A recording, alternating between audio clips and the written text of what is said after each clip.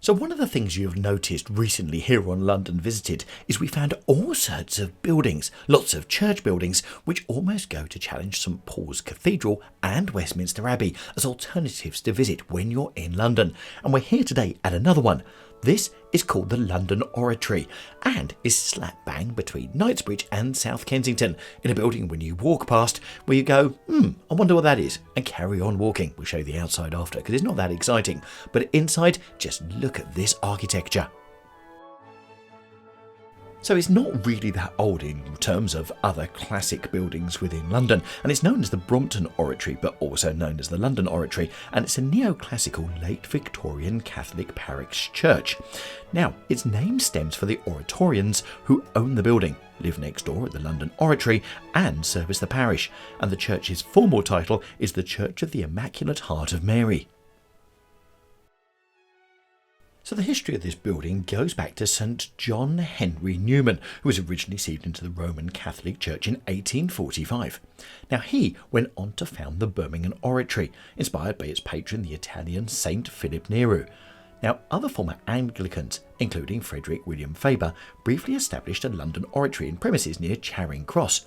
Now Faber's growing following of faithful purchased a 3.5 acre, 14,000 square metre property in November 1852 for £16,000 in the then rapidly developing suburb and former village of Brompton, later of course to be called under the name of South Kensington.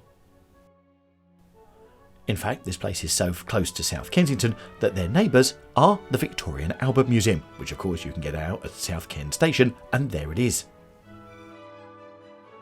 An oratory house was built first, followed shortly by a temporary church, both designed by Joseph John Scholes.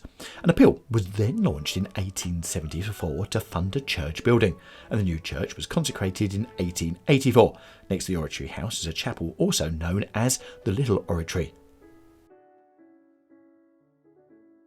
The church really came into its own after World War II with the resettlement of thousands of Polish Allied servicemen, many of them Roman Catholics coming to Britain.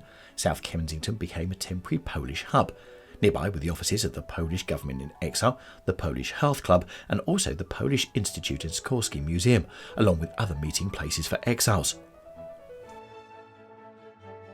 A Polish Mass was held here from 1945 until 1962, while the Polish community migrated westwards in the capital, and the Polish Catholic Mission was able to re-establish in 1962 at a parish over near Hammersmith. As a church, it was the largest Catholic church in London. That was, of course, before the opening of Westminster Cathedral in 1903. And today watching, we'll put a link to that place at the back. And it's funny how these two resemble each other.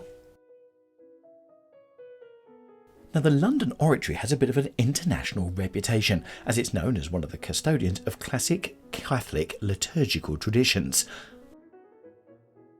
People flock from all over the world to hear the music here, and the Oratory Fathers have fostered a really notable musical establishment comprising of 3 separate choirs plus a professional music staff. The place itself is very, very reminiscent of Westminster Cathedral, but also it has a touch of St Paul's as well with the domes. And it really is, and as you can tell here, this is in the middle of the day when we came and visited, there was literally 1 or 2 people walking around. So again, it's one of those places in London that people walk past, but not many people come into. Really, because they don't know what's inside. And just look at the light coming in through this dome here and the artwork on the ceiling.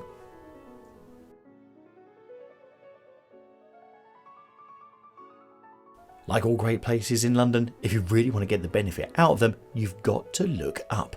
And as you can see here, you have more domes letting in more light, but the artwork around them is quite fantastic. Now, do you know of anywhere that's like this little treasure that lots of people don't know, or alternatively do know, but they just walk past? Do let us know in the comments down below, because it was down to a viewer who suggested that we cover this place once we'd done St Paul's Cathedral. So a massive thank you to them.